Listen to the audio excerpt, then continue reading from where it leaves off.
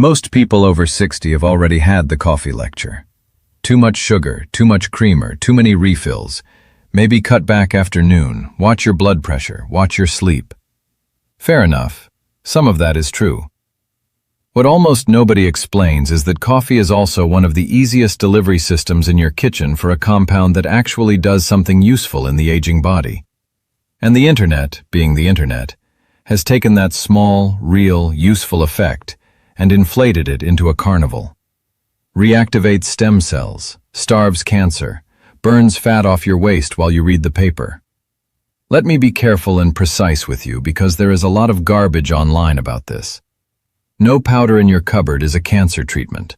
No spoonful in your mug is going to rebuild you into the person you were at 35. But there is one thing you can add to coffee that points in the right biological direction for the exact systems that matter most after 60. Blood vessels, blood sugar, brain blood flow, and the low-grade wear and tear that decides how fast you age. And before you click off because you think this is going to be one of those bulletproof coffee sermons with butter floating on top, give me a minute because the real answer is much less fashionable than that. It is not collagen. It is not coconut oil. It is not one of those beige powders with the word longevity written on the front in clean Scandinavian font. The real answer is a dark powder sitting quietly in the baking aisle, and I will get to exactly why in a moment. I'm Dr. Naturis. I'm an internal medicine specialist, and after enough years of practice, you notice that patients over 60 are almost never asking one big question. They are asking 10 small ones that all point to the same fear. How do I keep my heart from turning on me? How do I keep my brain clear? How do I keep the scale from creeping up when I'm eating less than I used to? And how do I do that without turning every pleasure in life into a medical appointment? Coffee lands right in the middle of all of that because it is daily, it is emotional, it is habitual, and it is one of the few routines people will actually keep if you do not make it miserable. So today, one ingredient, one honest explanation, and 4 claims people keep making about it. One of those claims is stronger than people realize. One of them is true but badly exaggerated. One of them is technically possible in a lab and wildly oversold in real kitchens. And the 4th only works if you stop doing the one thing most people do to their coffee every morning, which is turn it into dessert. Alright, one idea before I name the ingredient, because once you have this, you can spot nonsense in about 10 seconds. After 60, the body's weak points are usually not dramatic. They are cumulative. The inner lining of your blood vessels does not fail in one afternoon. It gets irritated, stiffened, oxidized, and inflamed a little at a time. The tiny vessels feeding the brain do not wake up one day and decide to misbehave out of spite. They live under the pressure you expose them to, the glucose you expose them to, the inflammatory environment you create, and the sleep you either protect or sabotage. Fat gain, especially around the abdomen, is the same story. Rarely one big event. Usually a long chain of tiny, repeated signals. Too much sugar here, too little movement there. A little less insulin sensitivity every year. A little more muscle lost. A little more sleep disturbed. A little more appetite pushed by convenience food and liquid calories. So if you want one coffee habit that actually deserves your attention, it has to help on those exact pathways. It has to do at least one of 3 things. 1. Improve the way blood vessels behave. 2. Steady the metabolic environment so you are not constantly pushing blood sugar and insulin in the wrong direction. 3. Give you benefit without quietly smuggling in the same sugar and saturated fat that caused the problem in the first place. That is the standard, and most popular coffee add-ins fail it immediately. Butter fails it if you start pretending fat calories do not count because they are floating in a mug. Syrups fail it because sugar with branding is still sugar. Most flavored creamers fail it because they are chemical hospitality with a glucose receipt attached. And even some so-called healthy powders fail it because they promise everything from collagen repair to mitochondrial awakening, while carrying very little human evidence anybody would trust in a clinic. The ingredient that comes closest to earning the hype, once you scrape off the carnival paint, is unsweetened cocoa powder. Not a mocha from a coffee chain, not hot chocolate, not a chocolate creamer. Unsweetened cocoa powder, plain. The bitter one people use for baking. And I know how that sounds, because chocolate has been marketed so hard for so long that it is difficult to talk about cocoa like a serious food. But the part that matters here is not the candy bar. It is the flavanols. Cocoa is rich in plant compounds, especially flavanols, that have been studied for vascular effects, blood pressure effects, insulin effects, and in older adults, even effects on cerebral blood flow and certain measures of cognition. Now, let me tell you exactly where the stem cell claim comes from, because this is where people get misled. When some online video tells you cocoa or coffee reactivates stem cells, what they are usually doing is taking a narrower vascular repair finding and blowing it up into science fiction. In some flavanol studies, researchers have looked at circulating angiogenic cells, or endothelial progenitor cells. Those are repair-associated cells involved in maintaining and healing the lining of blood vessels. They are sometimes loosely described as adult stem cell-like repair cells, and that loose language is where the internet runs off the rails. What the actual human data suggest is not that you grow a new body. It is that cocoa flavanols may support endothelial function and may be associated with more favorable activity or mobilization of some vascular repair cells. That is a very different sentence. And for people over 60, the honest version is the one you should care about anyway. Because the blood vessel lining is not a side issue. It is the issue. Every organ you are trying to protect depends on it. Heart muscle, brain tissue, kidneys, eyes, legs, erectile tissue, all of it. There is some beautiful physiology here. Cocoa flavanols appear to help nitric oxide signaling. Nitric oxide is one of the ways blood vessels relax. They widen more appropriately, resist stiffness better, and move blood where it needs to go with less friction. In human trials, higher flavanol cocoa has been associated with better endothelial function, and meta-analyses have found improvements in flow-mediated dilation, which is a fancy way of asking a simple question. When the vessel needs to open, does it still know how? That is why I care more about this than I care about a lot of supplement trends. It lands on the machinery of aging, not just the symptoms. And the same story shows up in blood pressure. Not enormous movie trailer effects, not throw away your medications and stir cocoa into coffee. Smaller than that, more adult than that. In older populations and pooled trials, cocoa flavanols have shown modest blood pressure reductions. A few points here, a few points there. Which sounds boring until you have spent 2 decades taking care of people over 60, because that is exactly how prevention works. A few points lower, repeated every day, across years, means a different strain on the heart and a different burden on the arteries feeding the brain. Number 1, then, if you are over 60, the strongest reason to add unsweetened cocoa to coffee is not because it is activating stem cells like a miracle drug. It is because it supports the blood vessel biology that aging damages first. And I want to be very clear about the size of this because I am not interested in scaring you or selling you magic. 1 teaspoon of cocoa in Tuesday morning's coffee is not a cardiology intervention. This is a nudge, a direction, a small daily vote in favor of better vascular function, especially if the rest of your diet is not fighting it the whole day. Number 2 is the brain, and this is where the research gets interesting enough that I want older adults paying attention. Healthy brain aging is not just crossword puzzles and fish oil commercials. A lot of it is blood flow. The brain is an expensive organ. It burns energy constantly, and it depends on tiny vessels doing delicate work hour after hour without fanfare. If those vessels stiffen, narrow, or lose their ability to respond appropriately, cognition pays for it long before you ever get a diagnosis with a frightening name. In older adults, cocoa flavanols have been shown to improve regional cerebral perfusion, which is just a clean way of saying blood flow in parts of the brain improved measurably after cocoa flavanol intake. There was also a well-known study in older adults with mild cognitive impairment showing that higher flavanol cocoa intake was associated over weeks with improvements in some cognitive measures, along with better blood pressure and insulin-related markers. Now, I need to draw a hard line here because this is another place where people get manipulative.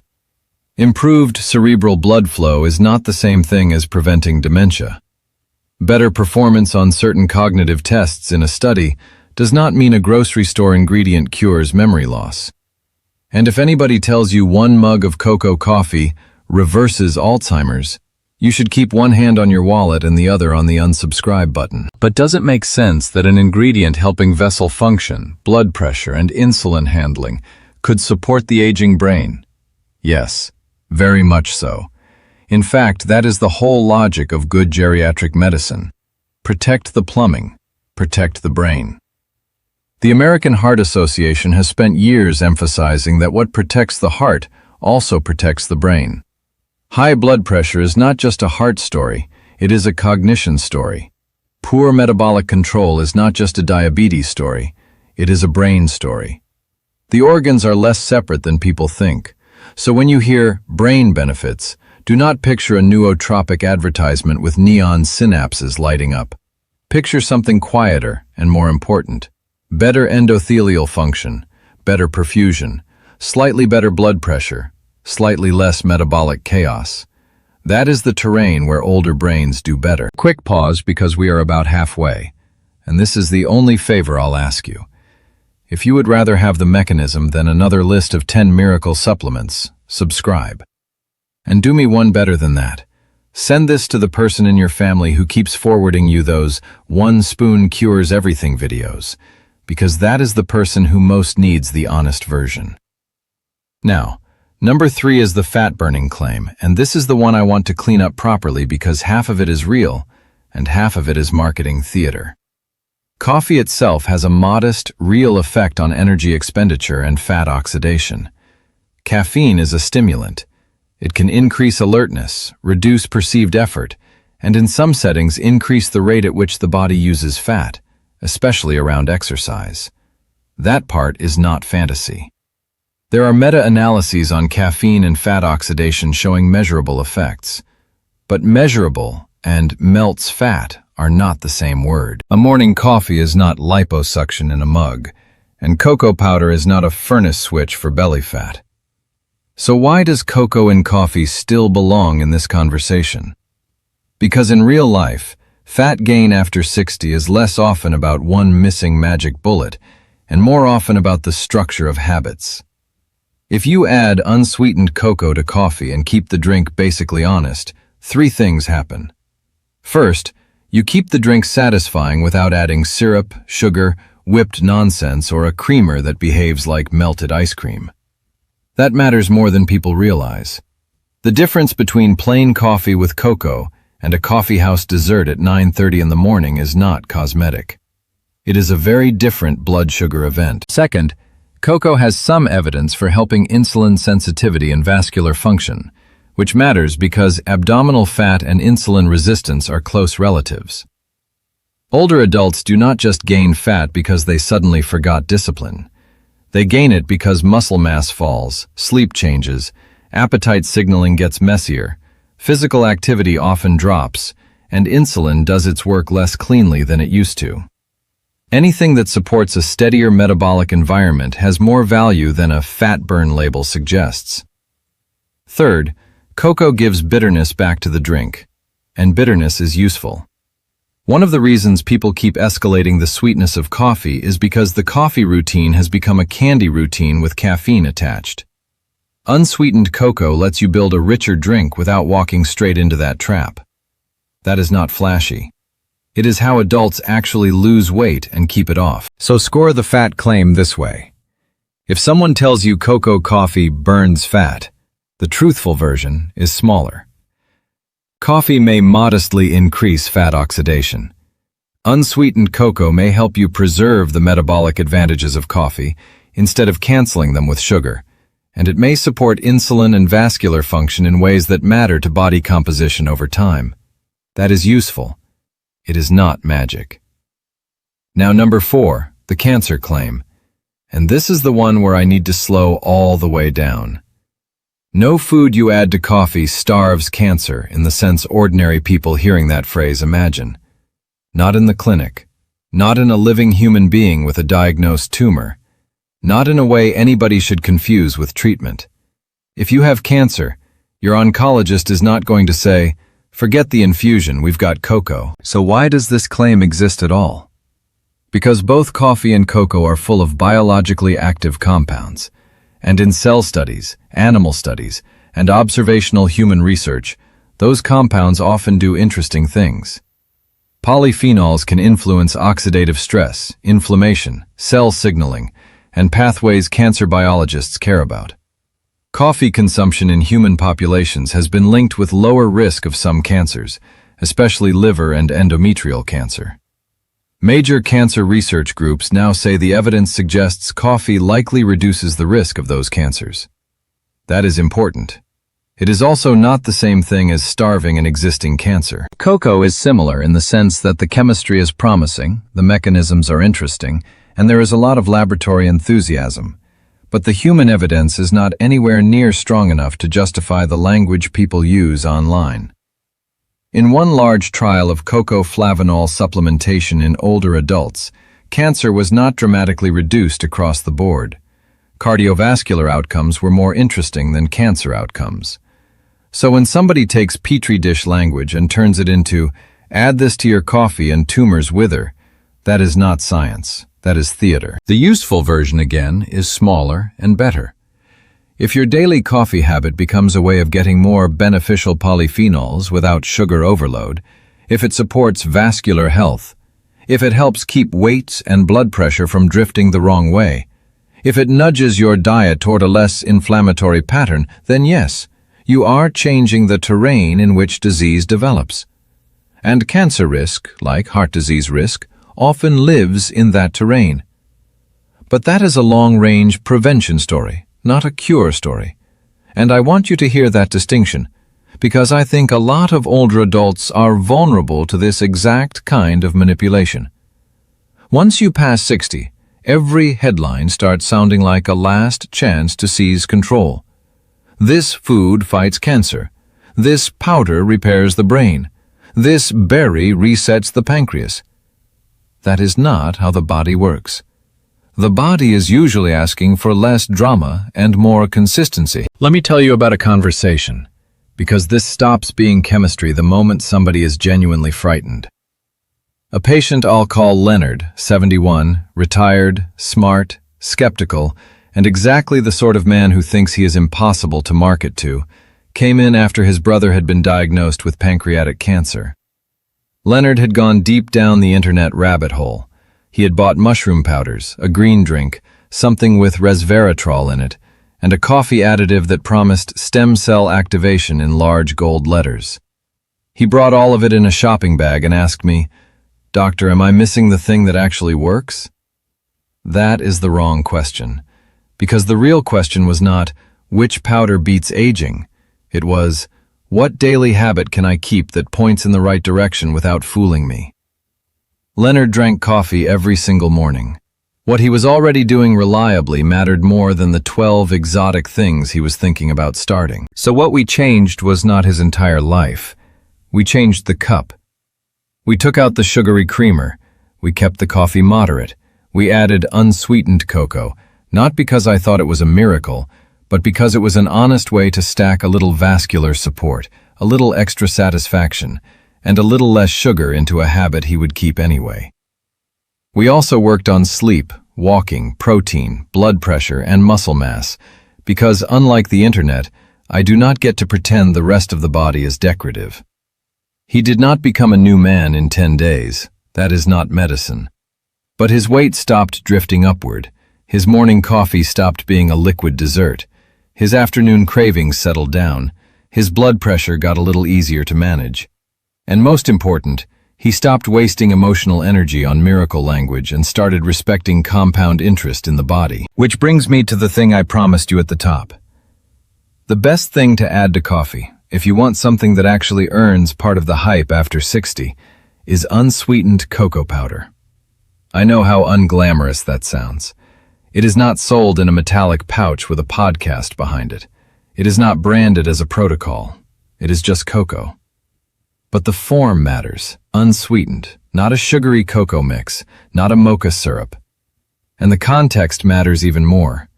Cocoa in coffee helps if it is replacing bad additions, not sitting on top of them.